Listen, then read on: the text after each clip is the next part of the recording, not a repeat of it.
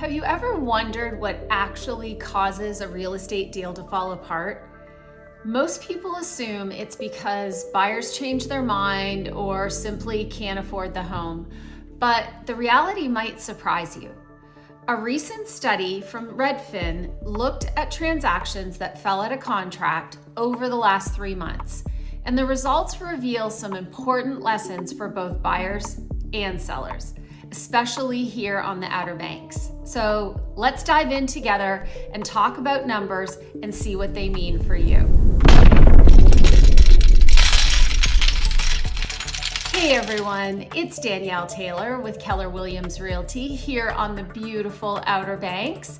And whether you're buying your first home or searching for your second home or vacation rental property, or even if you're considering selling, understanding why deals fall apart can actually help you avoid costly mistakes and make better decisions. And trust me, after helping clients buy and sell OBX real estate since 2012, I've seen just about every reason that a transaction can go sideways. So the number one reason that the study found that deals fell apart wasn't financing, it wasn't interest rates, it wasn't the economy. Can you guess? It was inspection and repair issues.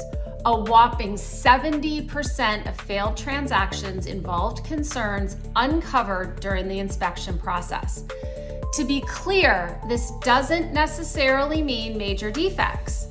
Sometimes it's simply that the buyer and the seller could not come to an agreement on how to handle the issues that were discovered. And honestly, this is where I see the most emotion enter the transaction. It's understandable. Buyers can feel nervous about unexpected repairs. Sellers can feel defensive because they've loved and cared for this home. I mean, have you ever tried telling someone that they have an ugly baby? Hey! I bet that did not go well. The inspection process isn't to blame though. It's about the information. So how do we get ahead of this? For my sellers out there, one of the best things you can do is to prepare ahead of time. Address known maintenance issues, service major systems, and understand that buyers today are looking very carefully at the condition of the property. You really should consider a pre-listing home inspection. For my buyers, remember that very few homes are perfect, if any. The goal isn't to find a flawless home, it's to understand what you're buying and decide whether the overall package still makes sense. The second biggest reason that deals fell apart, according to the study, was loan-related issues, and that accounted for about 57% of the canceled contracts. This category includes financing problems, mortgage rate changes, appraisal concerns, and personal financing changes.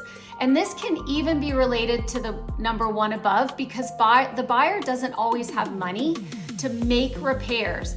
And the lender can sometimes require repairs, and if that happens, this can derail the loan.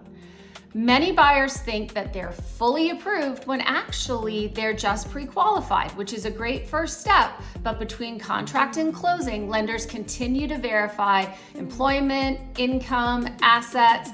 This is why I always tell buyers, don't finance a new car, don't open new credit cards, don't make large unexplained deposits, and definitely do not quit your job before closing. Believe it or not, I've had it happen.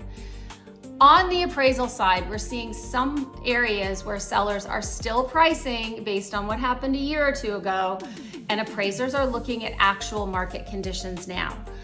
The remaining reasons were much less common, but still worth noting. About 21% of the failed deals involved buyers needing to sell their current home first and that not happening. About 13% happened because the buyer did end up finding another property that they preferred. 12% cited concerns about the economy, and another 12% occurred because the seller actually backed out, which you don't hear about that often, but it happens. And finally, 7% were related to insurance issues. Either coverage couldn't be obtained or the premiums were higher than expected. Now, for those of us here on the Outer Banks, this last one, even though it's a small percentage, has become increasingly important. Flood insurance coverage, wind coverage, homeowners insurance coverage, those costs can significantly impact a buyer's ability to purchase, and they need to be investigated early in the process rather than waiting until the last minute. So, what's the big takeaway? Most deals don't fall apart because someone wakes up one morning and changes their mind. They fall apart because of surprises, unexpected inspection findings, unexpected financing challenges, unexpected insurance costs. The smoother the transaction, the fewer the surprises there are along the way. That's why having the right preparation, the right professional, and realistic expectations from the beginning can make all the difference in the world.